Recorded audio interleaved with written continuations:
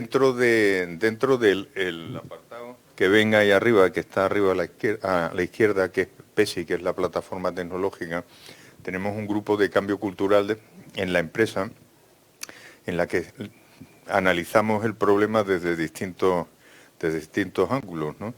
Utilizamos el tema de las nuevas tecnologías, utilizamos temas de envejecimiento de la población trabajadora, y cuando empezamos por la vía del envejecimiento de la población trabajadora nos dimos cuenta que Europa tiene un problema muy grande, que ahora vamos a entrar, y que ese problema pues necesitaba una respuesta que fuese pues adecuada a lo que pensábamos que se nos venía encima, que en ese momento pensábamos que se nos venía encima y que hoy día ya tenemos encima. Bueno, ahora en estos tiempos la velocidad de los cambios es impresionante, y lo que antes se tardaban pues años, pues resulta que ahora pues van siendo. ¿Y qué es lo que quisimos hacer? Quisimos hacer un cambio conceptual de lo que es la evaluación inicial o de la evaluación de prevención de riesgos laborales en las empresas.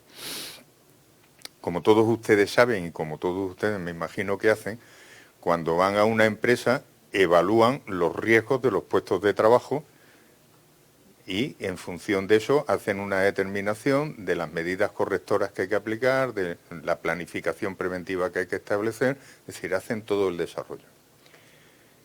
Bien, eso no es que esté mal, está bien, pero no está bien. Es una contradicción porque analizando este tema llegamos a la conclusión de que con el envejecimiento que tienen las plantillas en Europa, y más concretamente en España, en que tenemos unas tasas de envejecimiento brutales, ahora van a ver unas estadísticas, pero ya les digo, los 3 últimos años España no ha cubierto la tasa de repoblación, la tasa de reposición. ¿Qué quiere decir esto? Eso no había ocurrido en España desde 1939, que fue cuando terminó la guerra civil nuestra. Dicen que hubo 1 millón de muertos, pero claro, de todos los muertos que hubo, pues eran gente que estaba entre los 18 y los 20 y pico años, es decir, gente muy joven que era la que tenía que entrar a trabajar. Pues claro, no se pudo cubrir la tasa de reposición de la población porque había muchísimos muertos. Bueno, pues ahora no podemos cubrir la tasa de reposición porque se muere más gente que nace. Y vamos con 3 años consecutivos. El primer año hubo como unos 40.000 de diferencia, el segundo año hubo como unos 80, 90.000, y el tercer año, que ha sido este último, 2018, hemos terminado con un déficit de menos 160.000. Bueno, teniendo en cuenta que si quitamos la emigración que hay en España, nos vamos cerca de los 400.000, pues quiere decir que tenemos un problema no grave, gravísimo. Pero no solamente España, Alemania tiene todavía más déficit que nosotros, Portugal está en unos términos ya de envejecimiento de la población tan grande, que ahora mismo son 10 millones de habitantes, y dentro de 15 años van a ser 8 millones de habitantes. Es decir, en 15 años se van a perder 2 millones de habitantes, con un incremento de la edad que va a pasar prácticamente de los 45 que están ahora mismo, van a pasar a cerca de los 55. Una edad media de 55 años en un país es una edad altísima. Entonces, esa es la filosofía. Bueno, ¿cómo estamos en el mundo?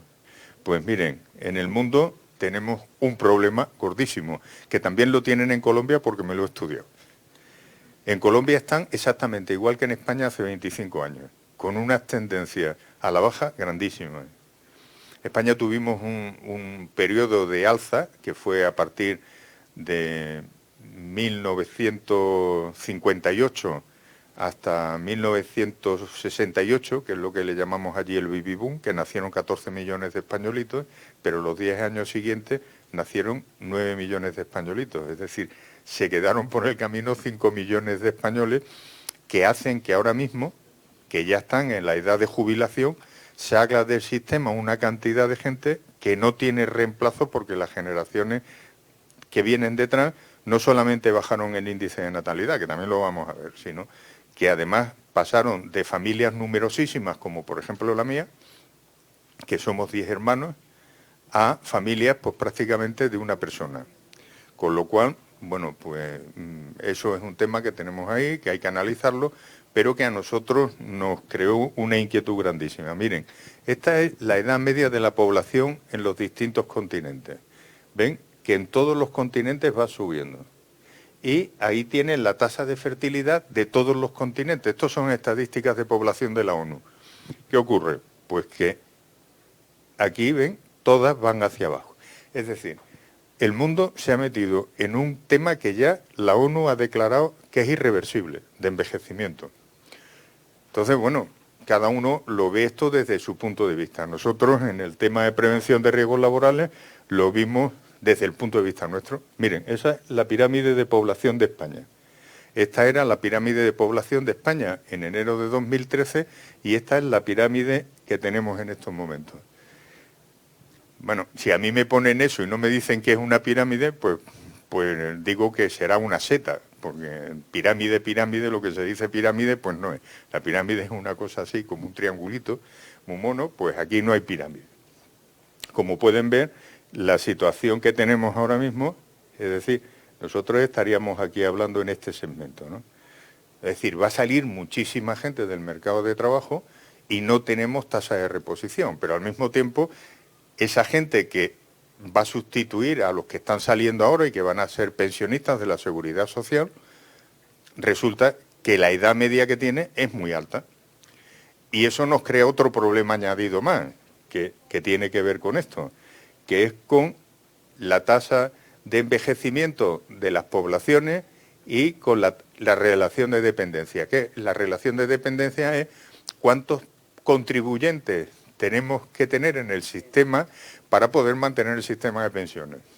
Pues ya les anticipo, el sistema de pensiones de bienestar europeo está quebrado. ¿Cómo lo vamos a solucionar?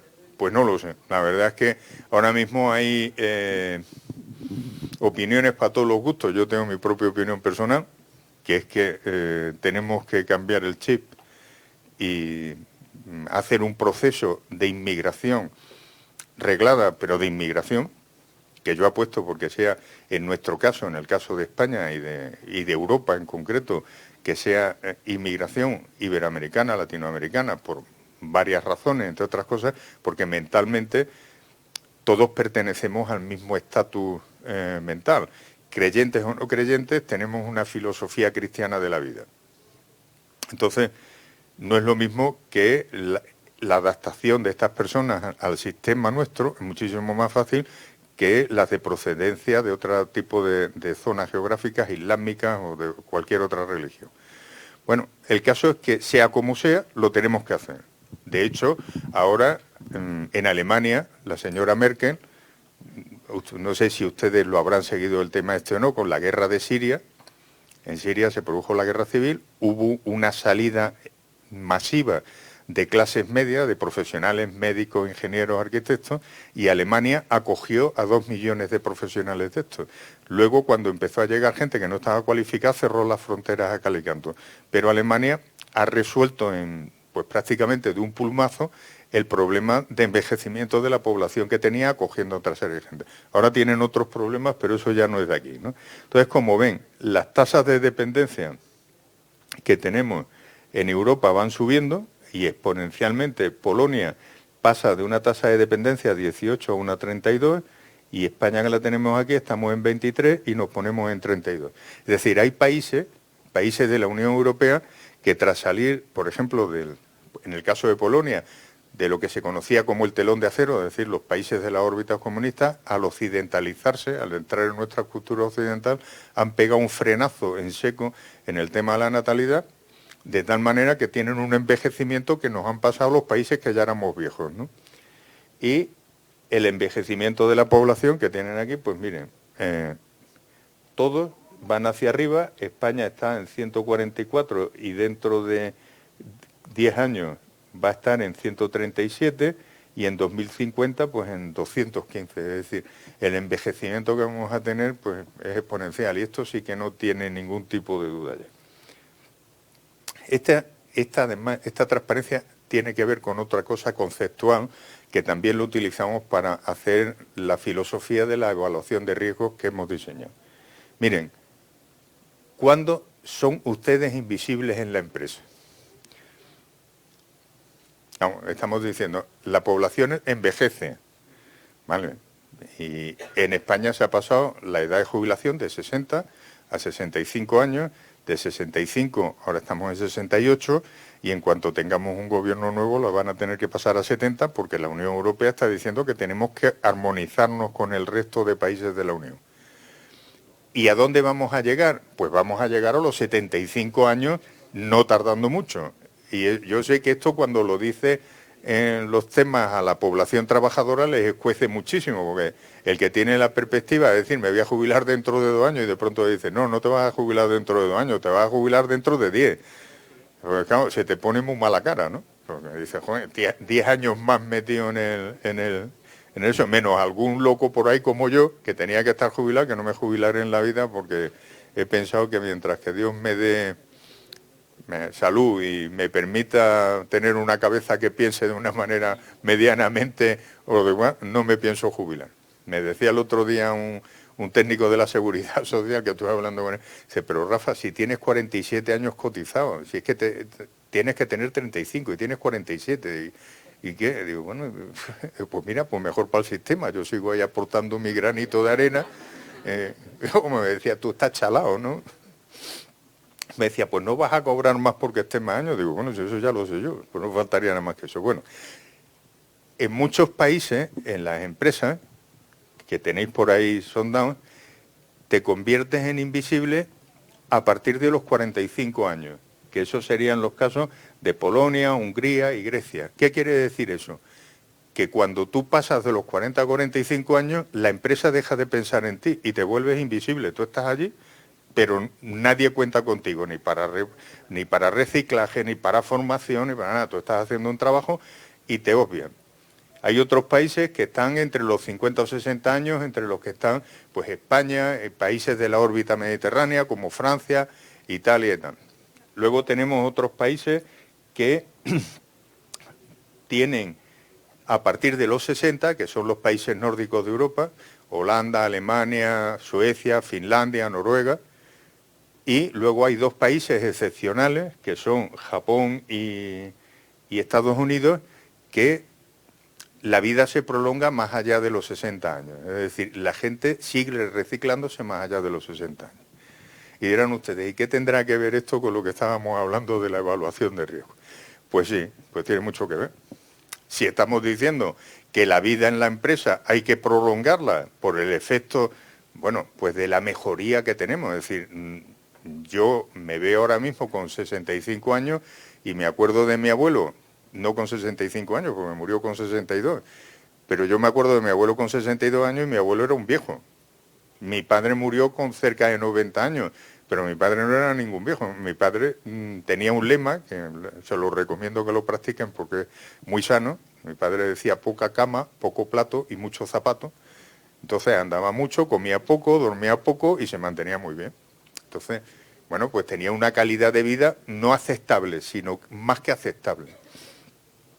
Si nos van a llevar a los 70 o los 75 años, las personas no se pueden volver invisibles a partir de los 45 años, porque te están desde los 45 a los 65 años, 20 años sin reciclarse en una empresa, debe ser como para suicidarse, ¿no?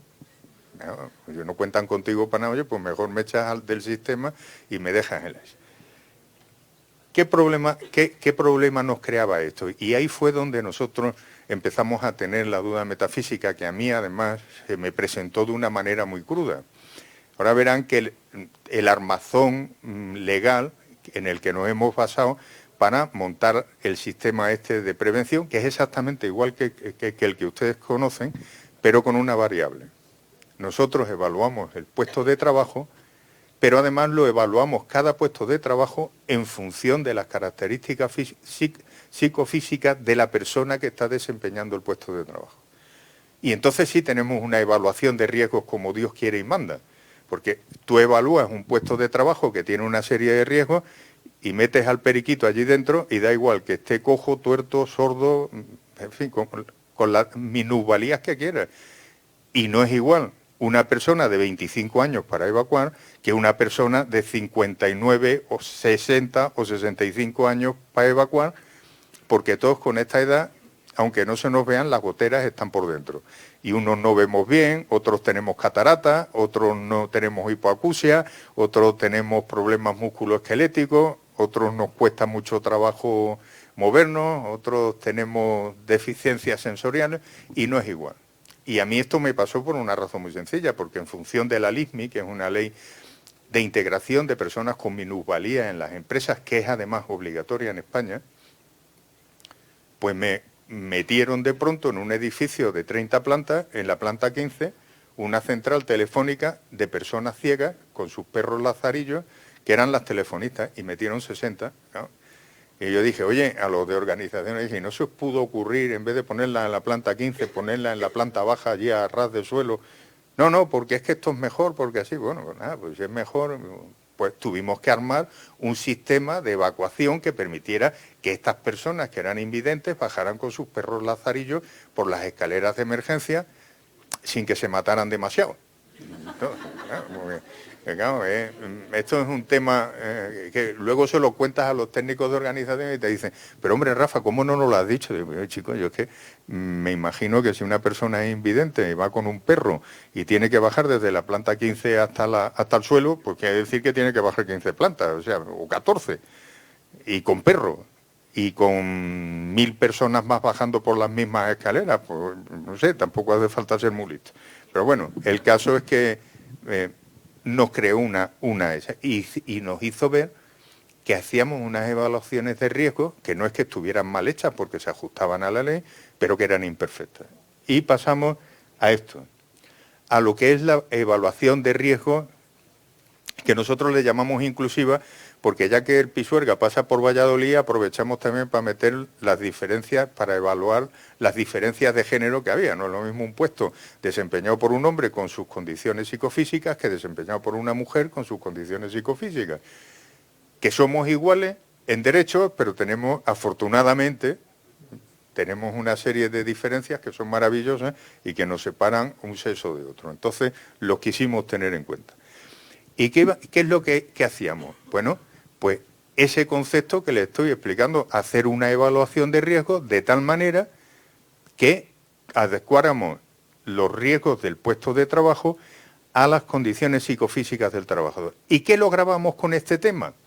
Pues lográbamos una cosa importantísima, que es que el área de vigilancia de salud y el área técnica de prevención fueran cogiditos de la mano y hicieran las cosas como hay que hacer, de forma integrada. Porque esto también se da muchísimo. Yo no sé si se dará aquí en Colombia o no, pero en España sí que se da. Los médicos van por un lado y los técnicos van por otro.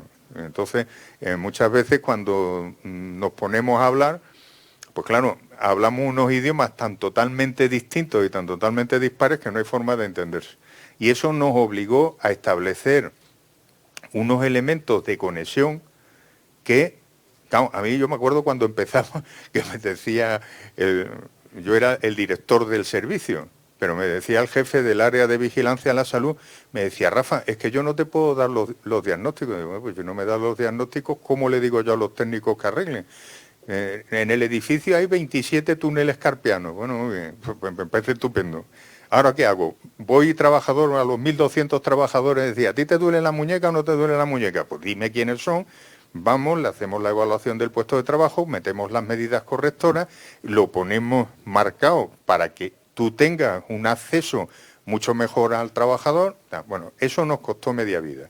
Ya cuando les propuse hacer el tema esto ya no fue media vida, fue vida y media, ¿no? Porque decían, pero ¿cómo yo te voy a decir a ti lo que le pasa al trabajador? Pero vamos a ver, claro que tengo que saberlo. Los técnicos tenemos que saberlo y tenemos el mismo nivel de confidencialidad y de secreto profesional que vosotros que sois los médicos, pero todos tenemos que saber. Bueno, al final, después de muchas idas y venidas y tal, y de hacer unas consultas legales y no sé cuántas historias más, logramos vencer esto.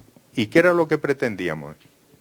Bueno, definir primero qué era la prevención inclusiva y segundo, montar un almazón legal que soportara este tema. Porque otra cosa que nos pasó, que no deja de tener su cierta gracia, es que llega la inspección de trabajo y cuando ve la primera evaluación de esta, nos dice, esto está mal. Vamos a ver, ¿cómo que está mal? Sí, sí, está mal porque es que han hecho ustedes más cosas de lo que... Bueno, si hemos hecho más cosas será que estamos mejor, ¿no? No, pues está mal, porque esto no se ajusta a los cánones que están establecidos por el Ministerio de Trabajo. Y dijimos, bueno, pues esto habrá que documentarlo de otra manera. Entonces nos pusimos a trabajar e hicimos un armazón legal de este tema.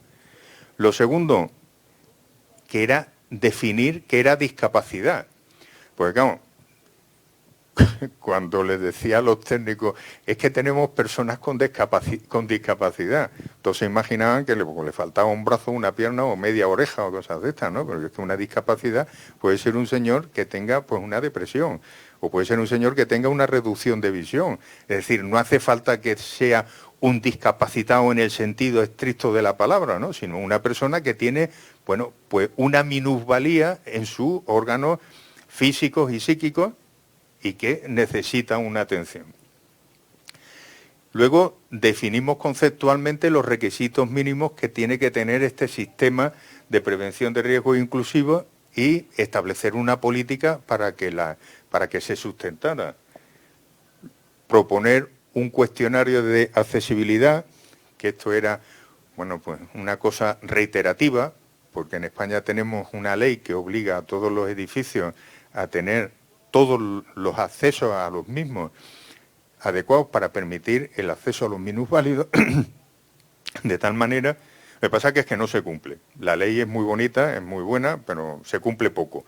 ¿Dónde se cumple? Pues en las rampas de entrada a los edificios, que es donde cuando pasa la policía, la guardia urbana o pasa la inspección de trabajo, los ve y si no ve la rampa, pues te llama la atención y te sanciona. Luego por dentro ya es otra historia. Y luego realizar el proceso de evaluación de riesgo estableciendo la interrelación entre los agentes materiales, que son las condiciones de seguridad, las capacidades del trabajador en relación a su actividad y a la participación que tiene esa persona en el proceso productivo y las condiciones de salud que le permitan ser inclusivos dentro del sistema. Porque aquí, cuando llegamos a este punto, nos dimos cuenta de otra cosa, que resulta que está legislada también, pero que no se cumple. Cuando una persona lleva más de un mes de incapacidad por un tema, cuando vuelve, tiene que pasar reconocimiento médico. No lo pasaba a nadie. Entonces, cuando empezamos a exigir desde el servicio de prevención que toda la gente que venía, especialmente si venía de procesos contagiosos, pasara por los temas médicos, pues tuvimos otra guerra con los sindicatos porque opinaban que eso... bueno, pues violaba la protección de datos y la confidencialidad. Bueno, pues sí, pues será posible que viole el tema este, pero yo tengo que responder de la seguridad de 1.200 trabajadores y si uno ha tenido un proceso infectocontagioso, yo tengo que saberlo porque tengo que poner medidas preventivas. Y si eso se salta a la ley de protección de datos, pues yo lo siento mucho, pero prima el derecho a la salud sobre la protección de los datos. Y eso es una cosa que nosotros... Bueno, eso también nos llevó a otro tema, otra historia a hacer, ¿no? Bueno, pues vamos a empezar a ver qué es el tema este de la prevención inclusiva, la que desarrollamos implementando políticas de prevención de riesgos laborales y gestionando los riesgos para la seguridad y la salud de las personas trabajadoras, logrando al mismo tiempo la accesibilidad global de todo el edificio. ¿Cómo hicimos la accesibilidad global? Utilizando una norma UNE. Luego la veremos, la vamos a ir desglosando punto por punto. ¿Y en qué nos basamos? Dicen que cuando uno es un mal abogado, tira de la cosa más general que hay en todos los ordenamientos, que es la Carta Magna, la Constitución. Y es que la Constitución dice, cuando un abogado llega a un juicio y dice, señoría, yo invoco el artículo 13 de la Constitución, el juez te mira diciendo, este no tiene por dónde coger el tema este. Bueno, pues es cierto. Nos cogimos a la Carta Magna, donde hay distintos artículos que hacen referencia directa o indirecta a las condiciones de minusvalía y a las protecciones que tiene que dar la autoridad pública, las autoridades sanitarias y las organizaciones para para proteger a esa persona. Bien, bueno, pues ya teníamos el concepto de prevención inclusiva y de dónde empezábamos a armar el sistema. Pero claro, como os decía, que el tema de invocar la Constitución, pues que como que tiene un recorrido muy corto, pues ya nos pusimos a investigar qué era lo que había por ahí que nos podía justificar y respaldar ante la Inspección de Trabajo. Yo no sé cómo será la Inspección de Trabajo en Colombia, pero les puedo asegurar que en España tenemos una Inspección de Trabajo sumamente inquisitiva, con unos magníficos profesionales muy formados en materia de seguridad y salud laboral y muy formados en temas de seguridad social, y estos temas los llevan al hilo. Y además gastan unas bromas pesadísimas con las multas que ponen, que además se pagan. Que empezamos por los 350 euros y se llega prácticamente a los 800.000 euros de sanción, ¿eh? O sea, son cantidades ya que las empresas se las piensan 3 veces antes de infringir una norma. ¿Cuál es la primera ley que tiramos de ella por la carga sustancial que tenía? La Ley 31, que es la Ley de Integración Social de Minusválidos. En España la conocemos por la LISMI. Luego, el Real Decreto 364, en el que regulamos el cumplimiento alternativo con carácter excepcional de la cuota de reserva en favor de los trabajadores con discapacidad. La LISMI dice que todas las empresas tienen que tener un 3% como mínimo de trabajadores con discapacidad, pero luego hay un Real Decreto diciendo que si no lo cumple, pagas como una cantidad por no tenerlo. O sea que, ¿qué es lo que hacen las empresas? Pues que pagan la cantidad y no tienen al personal con algún tipo de discapacidad. Luego nos encontramos también que Europa en este tema sí ha sido muy previsora y ha sacado directivas que luego, trasladadas al ordenamiento jurídico español, aparece la Liondau, que es una ley que habla de la igualdad de oportunidades, no discriminación y accesibilidad universal de personas con discapacidad a los puestos de trabajo. Esta ley es interesantísima, porque visto desde un punto de vista estricto, está hecho solo y exclusivamente para el tema de personas con discapacidades, pero con discapacidades regladas. Pero tiene la ventaja de que al hablar de igualdad de oportunidades y no discriminación, hace también referencia a temas como la religión, el sexo, las creencias políticas, y a partir de ahí nos permitió entrar con una variable que son las condiciones psicofísicas que tiene el trabajador. Bien, por ahí entramos con otro tema, y luego las ayudas por la adaptación del puesto. Tenemos un Real Decreto por ahí en el que regula el empleo selectivo y las medidas de fomento de empleo de los trabajadores. Entonces descubrimos el vellocino de oro. Señores, que no es que si además tenemos personas de este tipo, que no quiere decir que es que sean minusválidos de silla de ruedas, sino personas pues que pues tienen una pequeña anomalía, la ley te permite solicitar ayudas para la adaptación de los puestos de trabajo de estos trabajadores. Y entonces ya la dirección de la empresa ve el tema este con otro prisma. Dice, hombre, pues si tenemos a esta gente y encima nos ayudan con ayudas económicas que son potentes, nos ayudan a hacer esto, pues estupendo. ¿Por qué? Porque es la manera de cumplir la ley, recibir fondos para hacer las adaptaciones y encima no tener sanciones por incumplimiento. Bueno, pues todos contentos. ¿Qué más tenemos? El decreto de accesibilidad, que establece las condiciones básicas de accesibilidad y no discriminación de las personas con discapacidad. Esto cuando salió se pensó solo y exclusivamente para las personas que tenían minusvalías, pero minusvalías gordas, es decir, gente que tenía una acreditación que da la Seguridad Social declarándote minusválido y el porcentaje de minusvalía que tenía. Pero claro, lo que no pensaba es que se nos iba a ocurrir esto para otra cosa, que era la que se sacó, pero que tiene encaje ahí. Con lo cual, bueno, pues lo que hicimos fue establecer un plan de obras para la remodelación de los 1000 y pico edificios que tiene la entidad a nivel nacional. Y les gustó tanto que el consejero delegado dijo, pues ya que hacemos esto en España, lo vamos a hacer también en Europa y lo vamos a hacer en Latinoamérica. Entonces verán que casi todas las sedes de BBVA tienen establecidas estos sistemas de acceso para personas que tienen discapacidades en mayor o menor grado. Bueno, pues un avance. En prevención de riesgos laborales, pues la aplicación de la Ley 31, que es la Ley General de Prevención de Riesgos Laborales, la aplicación del Decreto 39, que es el que regula. El Decreto 39 es un decreto que está muy mal hecho. Técnicamente es muy malo. Vamos, muy malo en cuanto a la construcción jurídica. Lo que pasa es que ha dado un resultado impresionante. Porque es un decreto en el que la primera parte del decreto, que habla de los servicios de prevención, se dedica a regular lo que es la evaluación de riesgos laborales. Y en la segunda parte es la que entra directamente en las condiciones que tiene que tener el servicio de prevención para tener la acreditación. Bien, pues ¿qué hemos hecho con eso? Decir, bueno, pues tenemos un Real Decreto que nos permite establecer este tipo de evaluaciones de riesgo, darle un soporte legal importante, porque es un Real Decreto.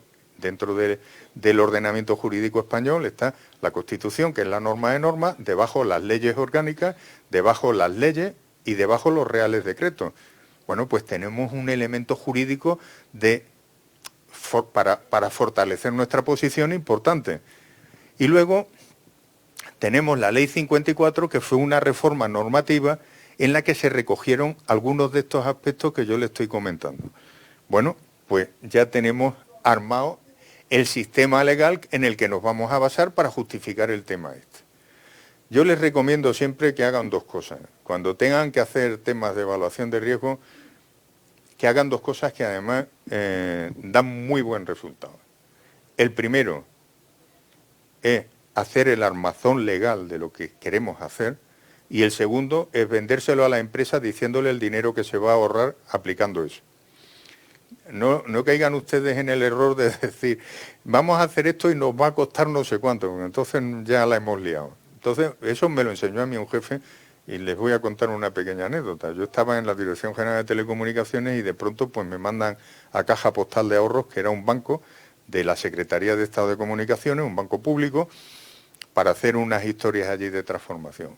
Y me encajaron como jefe de Seguridad y Higiene en el Trabajo en el Gabinete de Relaciones Laborales. Cuando llegué allí tenía un jefe, un gran jefe para mí, y una persona que me influyó muchísimo en mí, que era el director general de Recursos Humanos, que me dijo, vete y evalúa todas las oficinas de Caja Postal. Había 4.500 oficinas, yo di más vueltas por España, pues qué pelos tengo en la cabeza. Cuando llegué con un libro así de gordo, mi jefe le decía que era el libro gordo de Petete, y me vino muy bien porque le puse cara a la gente que había en las oficinas. Cuando me llamaban de un sitio, yo sabía con quién estaba hablando. Y claro, pero yo cuando le di aquello, mi buen Evaristo cogió el libro ese y lo tiró en una papelera. Y dije, pues anda, que he tenido yo un éxito que no te quiero contar. Y me dio el mejor consejo que me han dado en mi vida. Me dijo, Rafa, ese libro es para ti. Yo soy el director general. Ese libro me lo tienes que resumir en 15 líneas. Y lo primero que me tienes que poner es cuánto me va a costar el tema este. Y lo segundo que me tienes que poner es cuánto nos vamos a ahorrar haciendo lo que tenemos que hacer. Porque si no lo hacemos nos van a sancionar. Pues me tienes que decir cuánto nos vamos a ahorrar. Eso lo he hecho toda mi vida y me ha servido para meter y encajar muchísimas cosas. Y se lo recomiendo que lo hagan así. Bueno, pues en la discapacidad, la Organización Mundial de la Salud dice que en términos genéricos incluye déficit, limitaciones en la actividad y restricciones en la participación. Es decir, estamos con ese concepto, el criterio que nosotros teníamos de discapacidades lo podíamos adaptar a una realidad de pequeñas discapacidades de las personas. De la persona que tiene una pequeña hipoacusia o tiene una pequeña depresión o tiene una pequeña cojera, es decir, determinados temas que entran dentro de la normalidad de lo que es la persona dentro de la empresa a medida que va avanzando la edad de que va acercándose a la edad de jubilación. Y también podíamos ver los aspectos negativos de la interacción entre un individuo con una condición de salvo y los factores contextuales, es decir, los factores del trabajo. Pues aquí ya no... de todas maneras, les digo una cosa, yo les voy a dejar las transparencias a la organización para que se las distribuyan, si las quieren se las dejo. Lo único que le pido es que que no me pase como una vez que fui a un congreso por aquí, a un país que no voy a decir, aquí en Latinoamérica, que llegué, me meto en una ESA y cuando vi las transparencias digo, puñeta, esas transparencias me suenan a mí. Me la habían cambiado el nombre y la habían encasquetado, me hizo mucha gracia, ¿no? Bueno, pues que citen la fuente, nada más que eso. Pero lo demás la pueden utilizar absolutamente para todo, porque lo he montado, además, he montado la transparencia para que les sirva de guión por si quieren esto, trasladarlo a la organización de su empresa. Incluso he intentado quitarle, aunque he hecho un elenco de normas españolas, he intentado quitarle muchas de las particularidades que tiene para que sea una cosa bastante universal. Bueno, en definitiva, las discapacidades las vamos a tener en discapacidades físicas, sensoriales y psíquicas. Y ahora nos vamos a ir metiendo en cada cosa de esto. Discapacidad física.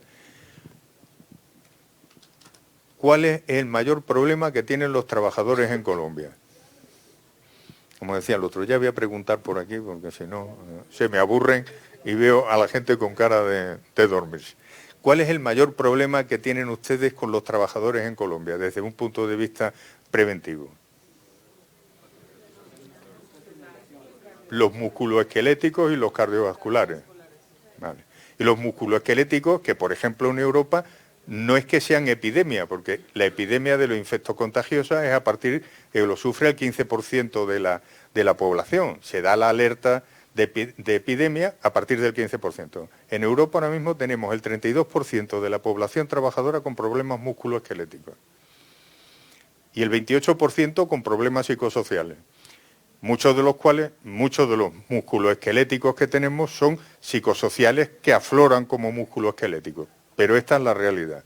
Lo segundo que tenemos, sistema nervioso, es decir, tenemos también temas psicosociales y también tenemos problemas como epilepsia, tetraplegia, paraplegias y demás, ¿no? Porque también tenemos otro problema que es gordísimo, que es el tema de la seguridad vial laboral. En España tenemos el 38% de los accidentes de trabajo que tenemos en España son procedentes de seguridad vial laboral. Es decir, tenemos un problemón también con eso, porque la gente se accidenta muchísimo cuando va en el vehículo.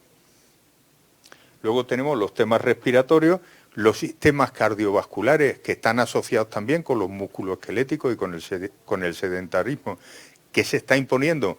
Y que ríanse ustedes de lo que va a evolucionar este tema con las nuevas tecnologías. Esto es un tema que yo no sé si alguien le ha clavado el diente de una manera de investigación profunda científica. Hay estudios, pero yo esto no lo acabo de ver. El tema cardiovascular y el musculoesquelético y el psicosocial van a tener un despegue con la aplicación de las nuevas tecnologías que va a ser exponencial. Y además, tiene relación con otra cosa que no sé si ustedes se han parado a pensarla, pero que yo lo he pensado porque me ha afectado. La diferencia intergeneracional que hay ahora mismo en las empresas, en que hay 6 generaciones en lanza, las baby boom, los millennials, la generación Z, la generación X, bueno, en España tenemos 6 ahora. 6 generaciones en danza dentro del mundo actual, laboral vivo. Y mis pensamientos con respecto a los últimos que han entrado se parecen absolutamente en nada, porque a ellos les ha pillado un cambio de época con un cambio de valores y sus intereses con respecto a la empresa son totalmente opuestos a los que tengo yo. Yo valoro la estabilidad, valoro el sueldo, valoro mis beneficios sociales, valoro pues, lo que ha sido usual. La gente que entra valora la flexibilidad horaria, valora el trabajo por objetivos, por proyectos, el cambio de empresa, el trabajar de aquella manera. Yo cuando he pasado por los pasillos del banco, por las entidades, ¿no? y con un mobiliario totalmente o armonizado con el marcador CE. Y he visto a los chavales jóvenes tirados en el suelo allí sentados con el ordenador entre las piernas tecleando, me he puesto de los nervios.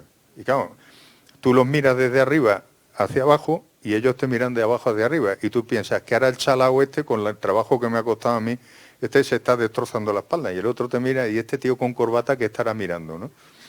Y bueno, pues mire usted. Y además, lo que es peor, todos con ganas de progresar y de quitarte a ti del medio. El quítate tú para ponerme yo, ¿no?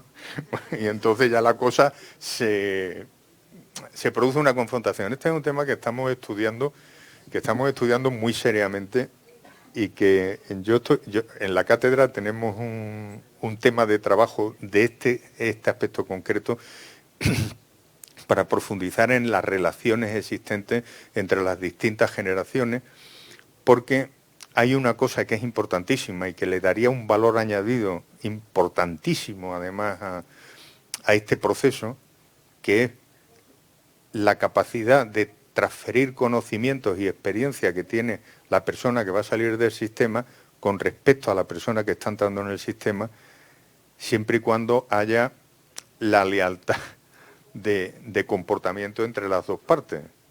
Esto no quiere decir que los jóvenes sean muy malos y los viejos muy buenos, porque no es verdad, que de todo hay en la viña del Señor. Pero si se da esa relación, que era el contrato antiguo que existía y que durante un tiempo existió, que ahora en España se ha intentado retomar, pero no ha funcionado, que es el contrato de aprendizaje, de los aprendices que entran en ese. Era lo que antiguamente se hacía, el señor que tenía el taller, que contrataba a una persona y la iba formando hasta que él salía del sistema y esta persona se quedaba con el taller, ¿no? Bueno, pues esto desgraciadamente no ha funcionado y ahí andamos dándole vueltas a ver cómo hacemos esa transferencia, que tiene que ver mucho con el tema de riesgos psicosociales. Yo estoy convencido que esto de ayer lo decía con el tema de la inteligencia artificial en el cambio de cultura de la empresa, que se va a dar la frase esta es mitad mía y mitad de un amigo. Él siempre me decía, estamos en una época de cambio, y yo le decía, él me decía, estamos en una época de cambio, y yo le decía, estamos en un cambio de época. Y voy más allá, estamos en un cambio de civilización. De aquí a 10 años, les puedo asegurar que va a haber una evolución tecnológica tan brutal, pero tan brutal. O sea, que yo a veces pienso en los gobiernos y creo que están haciéndole un flaco favor a sus gobernados, a los ciudadanos, porque es una ola, es un tsunami el que se nos viene encima, que va a cambiar total y absolutamente nuestros paradigmas vitales, van a modificarse totalmente, y eso va, como no vamos a estar preparados para ese cambio, vamos a tener una repercusión en temas psicosociales de un calibre impresionante. No va a cambiar todo, desde el concepto de la propiedad del coche. Ustedes se imaginan lo que va a ocurrir cuando en las ciudades se implante la 5G y los coches funcionen automáticamente sin necesidad de conductor. Pues lo primero que va a pasar es que no va a ser rentable tener un coche tuyo. Vamos a hacer como con los patinetes estos que andan por ahí, vas a meter la tarjeta, te va a llevar, te va a cobrar y lo vas a dejar. Pues nada más que ese cambio, intenten racionalizarlo ustedes y ya verán cómo les cuesta un trabajo. Pero eso lleva asociado el cambio del mundo del seguro del automóvil, el cambio de todo el tema legal, porque si un coche de estos automáticos llega a un paso de peatones y se estropea lo que sea y se lleva para adelante a 3 peatones, ¿quién es el responsable? Y además tiene que tener un algoritmo matemático que le dice que si se produce esa falla, ¿a quién tiene que arrollar? ¿A la señora que está embarazada, al señor mayor, al señor que es blanco, al señor que... ¿No? Entonces, bueno, todo esto, fíjense nada más que este punto. Bueno, y vuelvo a lo que tenía que poner, porque es que a mí el tema del futuro es que me apasiona y se me nota. Con la discapacidad sensorial auditiva, bueno, pues tendremos todos estos temas que tienen su importancia. ¿Por qué? Porque si tenemos que diseñar un sistema de evacuación, no nos va a bastar con un sistema auditivo y sonoro. Tendremos que poner otro tipo de señalización, porque el que esté sordo pues no lo va a oír, y el que esté ciego pues no, a lo mejor lo oye muy bien, pero no sabe para dónde tiene que ir, ¿no? Y la discapacidad sensorial visual, pues fíjense, yo ya les decía que tenía 60 o 70 telefonistas totalmente invidentes, que iban con su perro lazarillo. Bueno, pues adecuar los puestos de trabajo para una persona invidente que lleva un perro lazarillo no es lo mismo que adecuarlo para una persona que va andando y que ve perfectamente. La discapacidad física, yo estoy seguro, estoy seguro no, es que ya tenemos las tendencias a la depresión por temas laborales van a ser brutales. En Europa el 28% de la población tiene problemas de este tipo. ¿Ustedes saben lo que significa eso en miles de millones de euros para los sistemas públicos de protección en Europa? Pues es una cifra tan alucinante, que yo soy incapaz de imaginármela. Porque estamos por encima de los 3 billones de euros que se gasta el sistema hoy en día en recuperar a gente con depresión por temas laborales.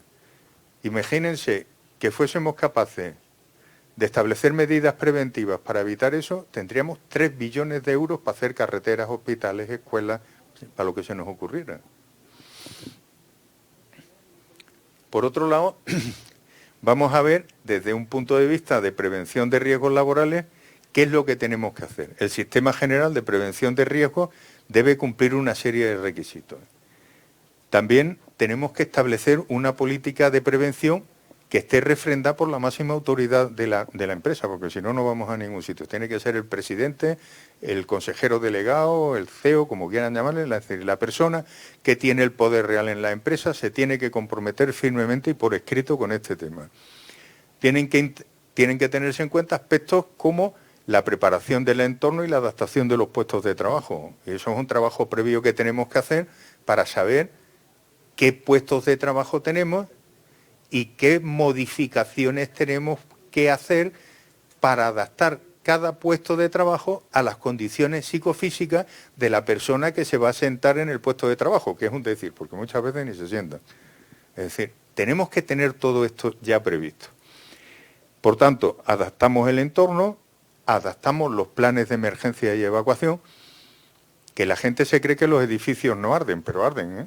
Les puedo asegurar que arden, que yo los he visto arder y además arden con una rapidez espectacular. La discapacidad y la comunicación, es decir, ¿qué elementos de comunicación ascendente y descendente tenemos que tener para integrar a todo este tipo de personas? Que no es fácil, pero sí que es posible. Y establecer una sistemática de actuación preventiva para poder llevarla a cabo. ¿Qué más? Este sistema de gestión tiene que tener una política de prevención de riesgos laborales y para gestionar la seguridad y salud y también para establecer los sistemas de accesibilidad global de todo el edificio. ¿Cómo vamos a hacer eso? Pues eso lo vamos a hacer con una norma UNE, que es la 17.001. Ahí hay un cero de más, 17.001, en la cual vamos a utilizar el acrónimo para acordarnos que es el DALCO, que va a ser deambulación, aprehensión, localización y comunicación. En la norma esta viene para aplicar directamente. La norma puedes hacer así, encasquetarla, porque además es una norma que es flexible. No sé si ustedes, me imagino que utilizan normas ISO.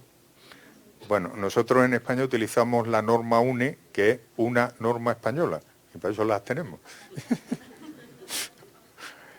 Ahora nos hemos fusionado, ahora se ha fusionado UNE, se ha fusionado con ISO, y ya todo lo que sale bajo el marchamo ISO. Yo, de hecho, estoy metido en uno de estos comités, en el de riesgos psicosociales, que es el Comité 84 ISO, en el grupo 6, que es el específico de riesgos psicosociales, y bueno, todas estas normas se han armonizado ya. ¿Para qué vamos a utilizar esto? Pues mire, deambulación. La acción dice la norma que es la acción de desplazarse de un sitio a otro, tanto horizontal como verticalmente. Es decir, tenemos que garantizar que la persona pueda ir en horizontal y en vertical sin que haya ningún elemento ni ninguna barrera arquitectónica que elimine que impida su entrada. Para ello, ¿qué tenemos que hacer? Iluminación adecuada y suficiente. Si me preguntan ustedes qué es adecuado y suficiente, les diré que es un término jurídico que funciona con la nueva normativa que tenemos en Europa, que es la normativa del norte de Europa, que es establecer reglamentaciones con términos jurídicos indeterminados y aplicación de reglamentos muy estrictos, pero que se pueden cambiar sin modificar las normas, las leyes. Es decir, y le pongo un ejemplo. Por ejemplo, en España en el año 74 se hizo una traducción de los TLV de la CGIH americana al ordenamiento español. Bueno, pues se quedaron desde el año 74 hasta el año 89, pues los mismos TLV. Tú ibas al juzgado y decías, no, aquí ¿qué TLV pone? Aquí este. Y a lo mejor resulta que la CGIH ese TLV lo había reducido prácticamente pues a la mitad o a menos de la mitad, y nosotros pues teníamos ahí. ¿Por qué? Porque lo metieron dentro de una ley. Entonces se ha cambiado la sistemática y ahora lo que se hacen son leyes marcos que son muy indeterminadas y luego se aplican anexos normativos que no necesitan de todo el proceso jurídico para cambiarlo. Por tanto, tenemos que tener iluminación adecuada y suficiente, que tiene que estar en función de ¿qué? De las condiciones psicofísicas del trabajador más deficiente que tenga necesidad de ese tipo de iluminación. Entonces, lo tenemos que tener en práctica. ¿Cómo se hace esto? Pues estableciendo niveles de iluminación por las zonas donde tengan que pasar esas personas. ¿Cómo se hace eso? Automáticamente, porque hoy en día tenemos sistemas de iluminación que los armoniza desde el ordenador con tarjetas inteligentes, de tal manera que van regulando la iluminación de los pasillos por donde va deambulando esa persona en función de la necesidad que tenga. Mejor pasas tú y hay 100 luz y pasa una persona que tiene otro tipo de necesidad y se pone a 300 luz automáticamente. ¿Cómo se hace eso? Porque el edificio está monitorizado y cada trabajador en la tarjeta identificativa que tiene como trabajador lleva incrustado un chip donde están sus datos, donde están sus necesidades de iluminación y de otra serie de cosas que se van integrando por el sistema. Esto ya se hace. Yo sé que esto se lo cuentas a algunos empresarios y se le pone la cara verde, ¿no? Porque te dicen, pero bueno, ¿qué me estás contando? Bueno, pues sí se hace, y de hecho ya prácticamente en todas las grandes empresas de España, en Iberdrola, en el Santander, en el BBVA, es decir, que son la punta de lanza de lo bueno. En Iberia, luego te vas al taller Pepe Pérez y a lo mejor no tiene ni bombillas por los pasillos, ¿no? Pavimentos que permitan la rodadura y sin desniveles. ¿Para qué? Para que la persona pueda ir de un sitio a otro con garantía. Amplios espacios. Ya no nos sirven los pasillos estos estrechos que tenían el mínimo del mínimo para que pasara una persona, ¿no? Ahora tenemos que pensar que hay personas que tienen que evacuar y a lo mejor van con una silla de ruedas o van con una silla de estas mecánicas, motóricas, y que, bueno, pues que tenemos que tener otros conceptos. Las zonas de circulación sin obstáculos y los cambios de plano mediante rampas, nunca mediante escaleras. ¿Qué es lo que se hace? Pues que la escalera se parte por la mitad, tienes el 50% de rampa y el 50% de escalera para compatibilizar ambas cosas. La aprehensión, hacia dónde coger o asir alguna cosa. La altura y profundidad accesible de los objetos. Lo segundo, altura accesible de mostradores y estanterías. Y me dirán ustedes, ¿y eso cómo se hace? Pues con muebles que se regulan en altura. En la Unión Europea ya es obligatorio que todos los muebles, todas las sillas, todo el mobiliario laboral sea regulable en la altura. De tal manera que tenemos unos percentiles establecidos a nivel europeo porque no es lo mismo la altura que tenemos los españoles, los italianos o los griegos que la altura que tienen los alemanes, los noruegos, los suecos o los holandeses, que son más grandes, más tochos, nosotros somos más canijillos, más bajitos. ¿Sí? Entonces, ¿qué es lo que se hace? Como tenemos una política de movimiento libre de trabajadores en la Unión Europea, pues lo que se hacen es que todo el mobiliario es adaptable a los percentiles que tienen los trabajadores. Y para poner una silla en cualquier lugar de trabajo en Europa, tiene que llevar impepinablemente el marcado CE. Si no lleva el marcado CE, la inspección de trabajo te cruje, porque estás incumpliendo, es una falta grave o muy grave, dependiendo de quién esté sentado, y además está protegido por una cosa que es interesantísima, que es más efectiva que la Ley de Prevención de Riesgos Laborales. Y yo no sé si ustedes lo han oído alguna vez, pero se lo voy a contar yo ahora, que es la Directiva de Seguridad del Producto, por el cual todos los productos que hay en la Unión Europea, y cuando digo todos, es todos, tienen vinculación perpetua con el fabricante, desde que salen de la fábrica hasta que desaparecen del mercado, mientras que no se le hagan modificaciones, claro.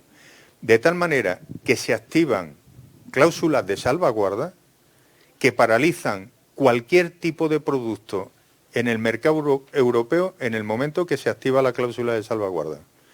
Y tiene sanciones tan importantes, tan importantes, tan importantes, como para que hasta las grandes multinacionales les dé pánico que le activen las cláusulas de salvaguarda. Y os voy a poner un ejemplo. Ustedes utilizan aquí en Colombia los bolígrafos Bic. ¿Saben por qué tienen el capuchón cortado? ¿No? ¿No saben? Pues porque un niño en Inglaterra se tragó un capuchón de un bolígrafo y se asfixió. Y le costó a la Bic 800 millones de euros de sanción por no haber pensado que eso podía pasar, y si le hubiesen cortado la punta del capuchón, el niño hubiese llegado vivo a las urgencias sanitarias. Fíjense, eso es una cláusula de salvaguarda. Hace poco murieron 2 bebés, el año pasado murieron 2 bebés, uno en Francia y otro en España, por unas tetinas que metían más aire del debido y murieron. Se activó la cláusula de salvaguarda y se paralizaron todas las tetinas en el sistema europeo. Le metieron una multa de 100 millones de euros a la empresa esta porque esas tetinas no se ajustaban al prototipo.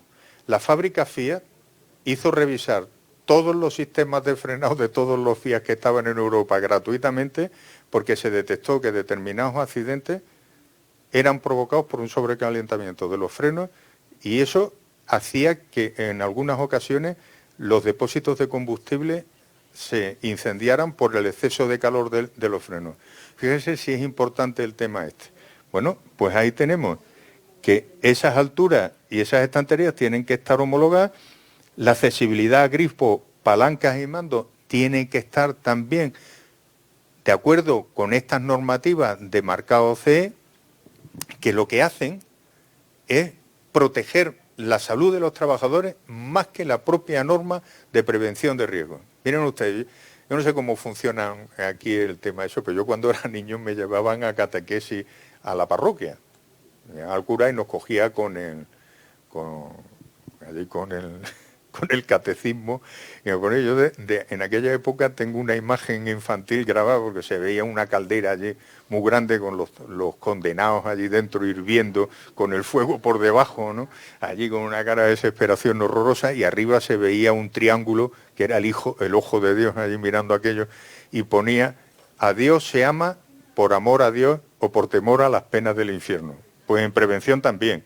Si no haces las cosas por amor, las tienes que hacer por temor a las penas del infierno, que son hasta 1.200 millones de euros por no respetar las características del marcado CE. Y cuidado, desde que sale por la puerta de la fábrica hasta que se retira del mercado, está vinculado el empresario que lo fabrica con el producto que saca, ¿eh? O sea que, bueno, luego tenemos las barandillas y los pasamanos fácilmente aprehensibles, que para esto se utilizan ya materiales que incluso aportan unos temas que ya son casi de ciencia ficción, porque estos se utilizan nanotecnologías, nanomateriales, para que estos materiales estén más rígidos o menos rígidos en función del tipo de presión, la temperatura que tiene la mano. Es decir, son temas ya de última generación que incluso pueden llegar a monitorizar a la persona que los está cogiendo, ¿eh? Miren, lo último que ha salido de esto, se lo cuento porque yo lo vi el otro día, lo vi funcionando y todavía no me he recuperado del susto, porque me lo puse yo. Un traje de bombero que cuando tú te lo pones y empiezas a caminar, te está diciendo, te está monitorizando a ti como persona, está dando tu pulso, su índice de sudoración, es decir, todas las esas, y a ti te está diciendo la composición de todos los gases que tienes a tu alrededor. Y además, la pantalla que tú te pones del equipo de respiración autónoma lleva la tecnología de los sistemas de caza, de los aviones de caza, de tal manera que tú tienes toda la información delante de tus ojos y además, integrado dentro del camión de bomberos, puedes dirigir las mangas de agua con la vista. Son cosas ya que entran dentro, que producen casi hasta escalofríos, ¿no? La localización. El tema de la localización es importante, pero ya le digo, en los sistemas que están monitorizados es facilísimo de hacer porque las personas al llevar las tarjetas inteligentes los tenemos monitorizados en pantalla, sabemos cuánta gente tenemos en cada planta, cuánta gente está en escaleras, cuánta gente está en rampa. Es decir, lo podemos ver absolutamente todo. Y además podemos ver otra cosa que es la más importante.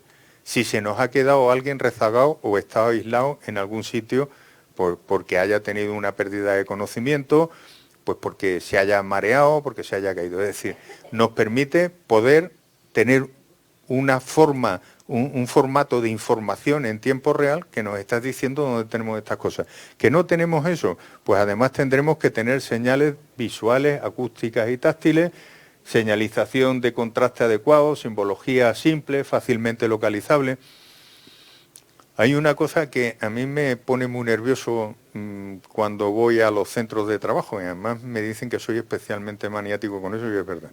Cuando yo veo un extintor y en lo alto del extintor veo la placa con el símbolo del extintor, me pongo negro. Porque además, primero, están mal señalizados. La placa del extintor o de la manguera o de lo que sea se tiene que poner en un sitio que te indique dónde está el extintor o la manguera si no se ve. Pero si se ve no hay que ponerle la placa encima. Y con eso me pongo yo muy negro. Porque, bueno, vamos a ver, ¿para qué queremos la placa? Bueno, ¿y si hay humo? Pues si hay humo no ves la placa, ni con placa ni sin placa. Señalización de contraste adecuado, simbología simple y medios alternativos de señalización como puntos de información, por ejemplo. Miren, con este tema, y me voy a salir del objeto de la conferencia, nosotros en BBVA hicimos un cambio radical en los temas de evacuación y lucha contra incendios, y se los voy a explicar porque merece la pena. Porque si se hubiese hecho eso, por ejemplo, con el 11M en Estados Unidos, no hubiesen tenido la mortalidad tan grande que tuvieron en las torres. Cuando se hace un plan de emergencia, todo el mundo habla de equipos de primera intervención, de segunda intervención, equipos sanitarios, no sé qué. Miren ustedes, el 7º de caballería para nada. Así, para nada.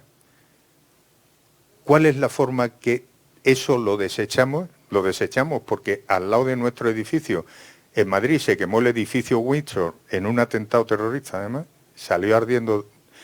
Es la primera vez que yo veo arder un edificio de arriba a abajo, en vez de abajo arriba, porque tiraron aceleradores y tal, y bajó el fuego de arriba a abajo. Afortunadamente no había nadie dentro y no pasó nada, pero sí que nos hizo reflexionar un tema. Si nosotros tenemos las brigadas de emergencia, pues ¿qué pasa aquí, no? ¿Qué pasa? Que la brigada que está en la planta baja o en la planta primera, o todos los que están, los distintos miembros de las brigadas de emergencia que están en las plantas, ¿qué hacen? ¿Se ponen a contener fuego? Y pensamos, ¿cuánto vale el kilo y mitad de quemado? ¿No? Esto es grave. estamos diciendo que estamos jugando con principios de la vida de la persona. Segundo, ¿tienen los medios adecuados para hacer una primera intervención ante fuego? Es decir, ¿llevan casco, chaqueta, pantalón, bota, tienen equipos de... No. ¿Qué van a hacer? ¿Cortar un fuego con una manga a pecho descubierto o con un extintor? Pues bueno, cuarto y mitad quemado a los 5 minutos de que ya se ha puesto aquello a arder. Entonces cambiamos el concepto de planes de protección a planes de autoprotección. Y lo que hacemos es que enseñamos a cada trabajador a evacuar el edificio por sí mismo. Pues claro, la pregunta era decir, yo tengo un tío de primera intervención y en ese momento, porque está trabajando, él está en la planta 15 y ahora lo tengo andando por la planta 4. ¿Qué hace? ¿Se sube de la 4 hasta la 15 para hacer primera intervención? No, ese señor desde la planta 4 a la calle. Y los de intervención para ayudar a sus compañeros, a los que puedan tener algún tipo de lesión o de accidente, para salir a la calle. Es decir, cambiamos totalmente el concepto de planes de protección por planes de autoprotección personal. Es decir, la máxima es ponerte a salvo por el método más rápido posible, ayudando a cuanta más gente puedas en el camino. Y da un resultado buenísimo. Por eso, cuando hablan de los puntos de información tienen que ser gente que tenga una preparación muy especial, que sepa aguantar la carga emocional que tiene en estos momentos, que no es floja, que estén entrenados para hacer esos temas y que sean capaces de controlar desde esos puntos los posibles estallidos de miedo, de las situaciones que se crean, sí, de las situaciones que se crean en cualquier episodio de evacuación real. Porque cuando se hacen los simulacros, salvo que los montes muy bien y además cuentes con los bomberos y metan humo y oigan sirenas y cosas de estas, pues lo que se hace pues suele ser una cosa que la gente se lo toma más a choteo que a otra cosa, ¿no? Comunicación, acción de intercambio de la información necesaria para el desarrollo de una actividad, disponibilidad de telefonía, de texto y videoteléfono. Nosotros, como todos los empleados del banco tienen móvil corporativo, tenemos una central de emergencia que en el momento que se produce una emergencia manda un aviso a todos los teléfonos a través de WhatsApp diciendo esto es una situación real, no sé qué, y se produce la evacuación, ¿no? El braille de botoneras y teclados para las personas invidentes, que también lo tienen, claro, las telefonistas, el sistema que tienen de pantallas es táctil, no es un sistema de pantalla con datos, ¿no? Con el dato real. Ellas lo ven todo con la yema de los dedos. Bucles magnéticos en espacios amplios para audífonos adaptados. Software adaptado a la discapacidad visual, que se utilizan también. Gafas especiales, bueno, ya las tenemos aquí en 3 dimensiones, que reciben información y le van diciendo a la persona que se las pone, le va diciendo por dónde tiene que ir evacuando. Y aplicación de los principios de lectura fácil para personas con discapacidad intelectual. Que son, más que nada, acrónimos en que el entrenamiento ya les hace reconocer a esas personas entre qué situación de riesgo está y cómo pueden evacuar. ¿Qué criterios básicos tenemos que tener como elementos de esta gestión? Primero, y ya entramos en todos los documentos que tienen ustedes que desarrollar. Y aquí vamos a ir paso por paso. Plan de prevención de riesgos laborales. Incluir en la política el compromiso de la dirección. Marcar los objetivos en materia de accesibilidad. Esto es importante hacerlo porque no todos, es decir, no todos los edificios son adecuados y hay reformas de estas que son caras hacerlas, ¿eh? Definir las funciones en materia de prevención inclusiva. Lo segundo, en la evaluación de riesgos laborales. Tenemos que tener en cuenta si el entorno es accesible o no es accesible, si existen factores de riesgo derivados de la discapacidad, si varía la probabilidad de los riesgos identificados. ¿Ustedes creen que varía la probabilidad de los riesgos identificados en función de la persona que se someta en ese momento con exposición a ese riesgo? Pues yo creo que es obvio que sí, ¿no? Y varía la severidad de los riesgos identificados. Luego les voy a poner un ejemplo, además, que es cómo se hace esto en una empresa que además es electromecánica de fabricación de bobinas eléctricas, que es el primer caso que utilizamos. Se lo voy a poner para que vean cómo aplicamos la metodología con los métodos. Pero es necesario llegar al tema este. La planificación de la actividad preventiva, medidas correctoras nuevas, las ayudas técnicas, el empleo de apoyo y la prioridad de las medidas que vayamos a actualizar. Vamos, las tenemos que temporalizar y tenemos que ver qué medidas y cómo las vamos aplicando. En el manual de procedimientos, especial hincapié en el apartado de información y formación de los trabajadores. Vamos a contemplar el proceso de selección y acogida, que esto es fundamental y además no se suele hacer. En el proceso de acogida del trabajador, todos nosotros le hacíamos un módulo de 30 horas a todos los trabajadores que se incorporaban nuevos y a los viejos también, pero a los nuevos obligatorio en el módulo de acogida, para que todos tuviesen como mínimo la capacitación de técnico básico. Es decir, como mínimo tenían que hacer 30 horas de prevención de riesgos laborales y salían todos con su titulito de técnico de prevención en riesgo nivel básico. Que parece que no, pero es una historia. Y segundo, por orden del presidente del banco, para ascender de cualquier puesto a cualquier puesto, que ahora ya no sirve para nada porque todo el mundo lo cumple, por ejemplo, de cajero a interventor, de interventor a director, de director a no sé qué, todos tienen que tener hecho como mínimo el curso de 50 horas de prevención de riesgos laborales. ¿Vale? La accesibilidad de todo tipo de discapacidad, como el formato y la impartición de la formación que se le tiene que dar específica a cada persona. Aquí no valen hacer formaciones de estas del tirón, 500, no, miren ustedes, aquí hay que hacer esta formación persona a persona y la tienen que hacer los técnicos especialistas en los puestos de trabajo. ¿Por qué? Porque tenemos que adaptar el puesto de trabajo a las características psicofísicas del trabajador. Los métodos de lectura fácil y la señalización y etiquetado de todos los productos.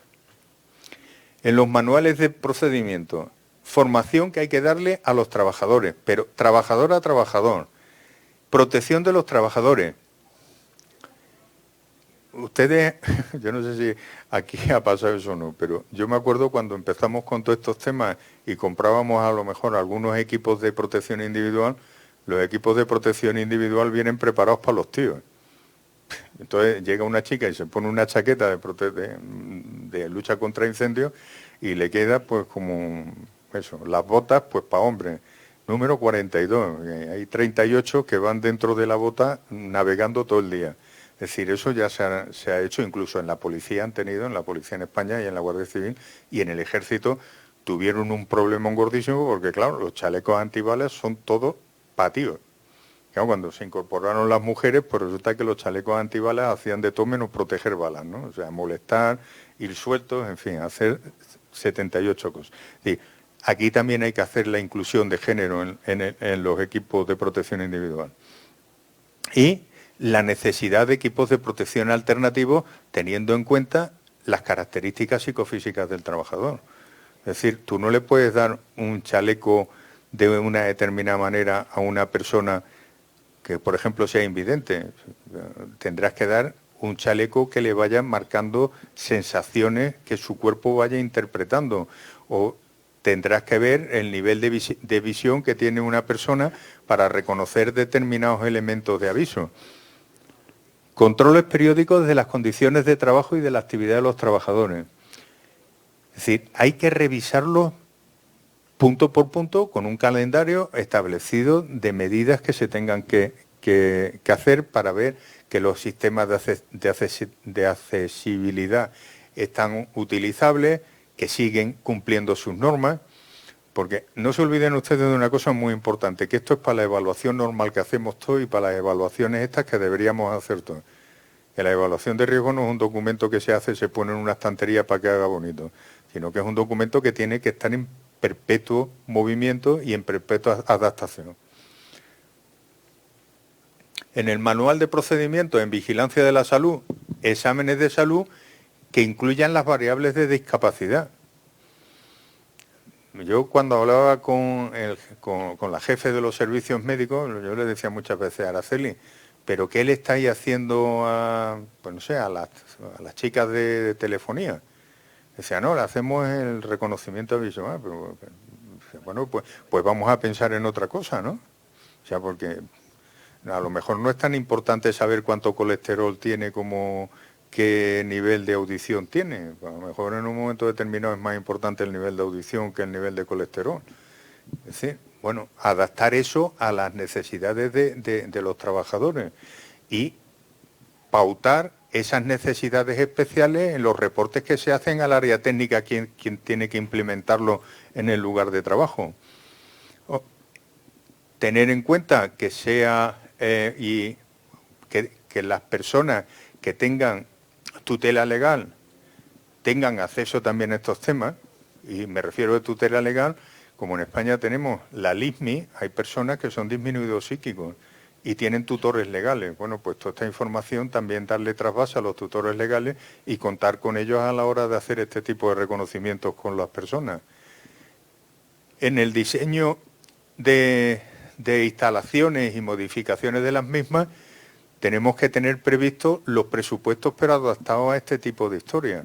Es decir, los edificios cuando se construyeron, pues se construyeron con las pautas que había en ese momento, pero ahora las tenemos que adaptar a...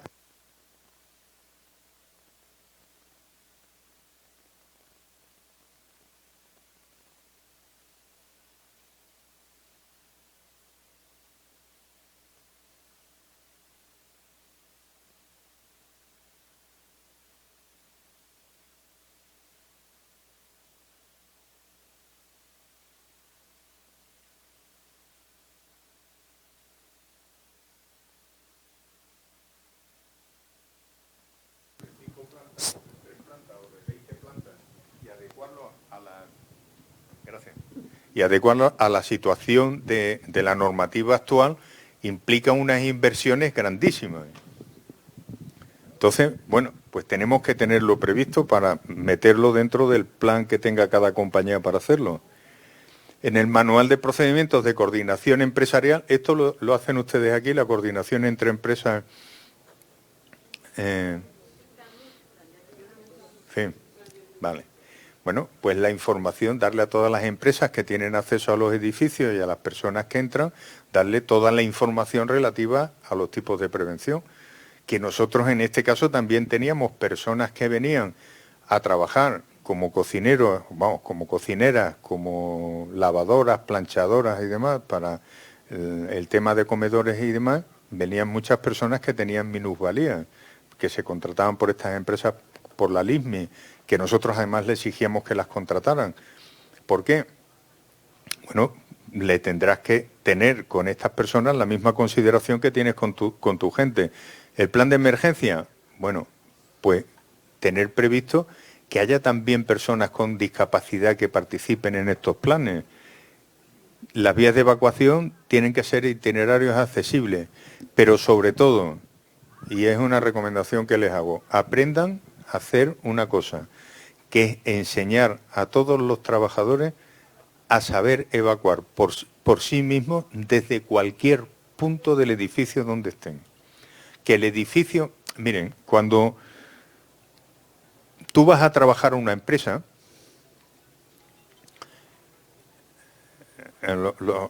los humanos somos seres reiterativos, metódicos, bueno, no me sale la palabra, ¿eh?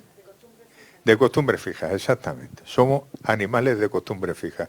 Tú entras por la puerta, subes a la tercera planta, andas 50 metros y te sientas en tu mesa. Y ese es tu universo, como mucho tu planta. Más de allá, yo estoy seguro que al 90% de la gente la cambias de planta y le dice, localiza una salida de emergencia, y no saben ni por dónde andan. Es más, de los alojados en el hotel, te preguntamos a la mitad de la peña que está aquí a eso, le decimos, mire, ¿por dónde evacuaría usted si salta la alarma? Y lo normal es que se le quede una cara de espanto que para qué, ¿no? Bueno, pero esto puede arder como... Uy, ¿qué pasa? Ah, sí, claro que dice salida, pero sal. Y lo importante no es que cojas una cosa que ponga salida, sino a dónde te lleva y hacia dónde va. Es decir, claro, claro. No, pero el que esté obstruida, eso es salvable. O sea, y si no que toquen la alarma ya verás si sales o no sales o no, aunque sea por encima de la mesa.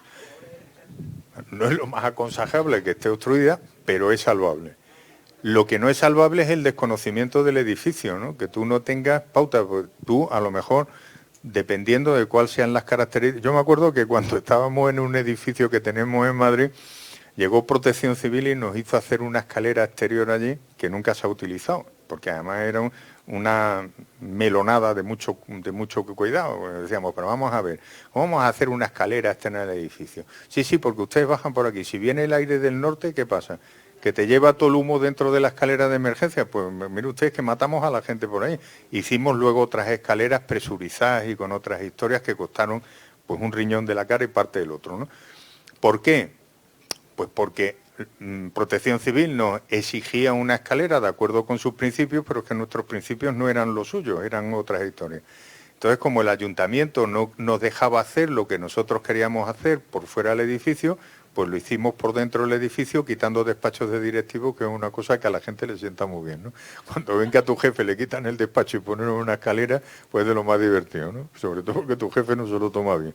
Pero bueno, las vías de evacuación han de ser itinerarios accesibles y reconocibles, y los simulacros deben testar las tareas de acompañamiento con personas con dificultades. Es más, yo diría que todas las personas con dificultades tienen que ser los principales privilegiados de las simulaciones que se hacen, ¿no? ¿El qué? ¿Cómo que 5 minutos? ¿Ya llevo hora y media hablando? Por Dios. Bueno, yo, mire, le voy a contar una anécdota que me pasó porque esto, yo todavía no he logrado superarlo y esto pasó en el año 97 por ahí, que fui a dar clase la primera vez en mi vida al Centro Integral de Salvamento Marítimo, en un programa de formación de capitanes de marina mercante. Te ponían allí en las aulas y los marinos se sientan de una manera muy curiosa. Yo en aquel momento no lo sabía, pero luego ya me fijé que siempre se sientan hacia atrás. Capitán, primer oficial, sobrecargo, no sé qué, las tripulaciones se sientan así. Y el viejo, que es el capitán, pues, el señor manda más que eso. Bueno, pues yo me puse allá a dar clase y les dije, cuando queráis hacer un descanso o lo que sea, me levantáis la mano para fumar un cigarrillo, lo que queráis hacer, levantáis la mano y tal. Bueno, no nos conocíamos, no teníamos confianza. Yo me puse a hablar a las 9 de la mañana y al cabo, yo digo, hay que ver qué raro que estos no dicen nada, ¿no? Pero bueno, yo seguí. De pronto veo que levanta uno la mano y me dice, profe, ¿qué pasa? Dice, ¿podemos parar ya? Y sí, sí, cuando veo, fumo ahí un cigarrillo, dice, no, es que son las 2, es la hora de comer. Y llevaba hablando desde las 9 hasta las 2, pero vamos, yo ni me había acoscado del tema. Bueno, la descripción general de la empresa, esto ya es la parte práctica. Vamos a ver un diagrama de cómo se monta esto. Un diagrama de proceso en el que vamos a establecer todas las operaciones que se hacen dentro de la empresa. Vamos a tener cuáles son las actividades que tiene la empresa, que en este caso era de fabricación de bobinas eléctricas, la sección de bobinado, el montaje, el laboratorio y las oficinas. Y dentro de la sección, pues el desguace de bobinado, reacondicionamiento, fabricación, en fin. Desglosado todas las tareas que se hacen. Lo siguiente que hacemos es los puestos de trabajo por sección, marcando en rojo aquellos puestos que tienen personas que tienen condiciones especiales, pues no me gusta decir minusvalías, porque realmente no son minusvalías la gran mayoría de las veces, sino condiciones inherentes a su trabajo, que hacemos lo mismo. Lo segundo que hacemos es establecer los métodos de evaluación del centro y los puestos de trabajo en seguridad, en higiene, en ergonomía y psicosociología. Y tenemos que tener necesariamente la aplicación del decreto 505 de 2007, que es el de condiciones mínimas de los puestos de trabajo. De tal manera que tenemos que tener una especial consideración con los espacios situados al mismo nivel, acceso a edificios, espacios utilizados en los diferentes niveles, en fin, esto que tenéis ahí. Lo siguiente que tenemos es cómo gestionar esa diversidad haciendo un análisis funcional del puesto, y aquí sí que tenemos que precisar, pero esto es filigrana lo que hay que hacer aquí. El análisis funcional, viendo las tareas que implica el desarrollo de las funciones, maquinaria, productos, es decir, correlacionar al trabajador con su entorno laboral. Las condiciones de trabajo del centro, evaluación de las condiciones de los puestos de trabajo, que es el PDTS, puestos de trabajo, comparación entre las demandas de los puestos de trabajo y la capacidad residual del trabajador, detección de los desajustes y los problemas resultantes, la adaptación de los puestos para que no haya desajustes o, en su defecto, valorar cuáles son estas variables de cambio en los puestos. Y luego la planificación periódica. Aquí tenéis los agentes materiales que vamos a tener en estos puestos, en condiciones de seguridad en cada uno de esos apartados, las condiciones medioambientales, la carga de trabajo y la organización. Y luego hacer la clasificación de los riesgos. Veis que cada riesgo lleva un numérico al lado. Esto es de un sistema que es propio de España, que es el sistema Delta de notificación de accidentes de trabajo, en que todas las circunstancias materiales llevan adosado un numerito.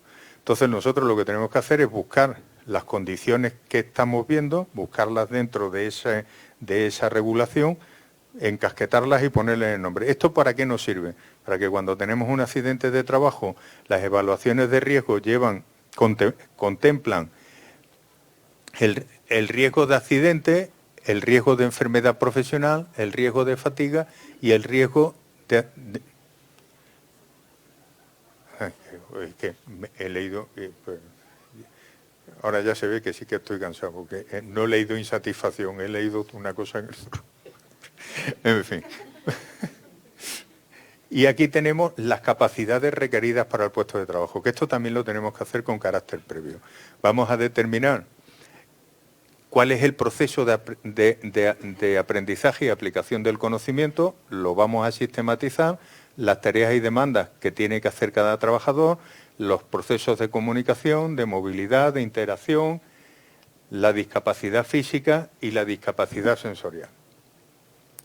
Y esto es una planilla en la que tenemos las capacidades necesarias para desarrollar ese puesto de trabajo, en el que tenemos codificado cuáles son las tareas que tenemos y dentro de cada uno de esos elementos cuáles son los apartados que están.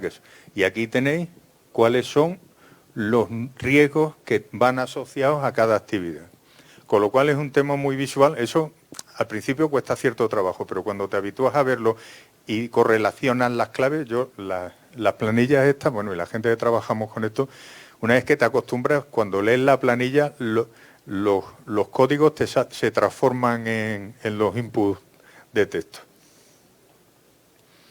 Bien, esta es una planilla en la que vemos la evaluación de riesgo en función de las condiciones de salud y vemos problemas musculoesqueléticos, problemas del sistema nervioso, cardiovascular, digestivo, respiratorio, y los tenemos aquí y los vamos correlacionando con las condiciones de seguridad, con las condiciones medioambientales, con la carga de trabajo y con la organización del trabajo. Y al final, lo que nos va a dar es... Bueno, luego para las pantallas de visualización de datos utilizamos un Real Decreto que es de pantalla de visualización de datos que tiene un sistema específico de evaluación de puestos de trabajo con pantallas. Para los riesgos psicosociales, aquí en este caso, se puede utilizar cualquier sistema. Yo siempre recomiendo que se utilice el método del Instituto Nacional de Seguridad y Salud en el Trabajo, porque además es una aplicación que te puedes descargar, que es gratuita y que funciona estupendamente. Y además es un sistema hecho por la Autoridad Laboral Española, con lo cual no crea ningún tipo de problema y además está validado internacionalmente.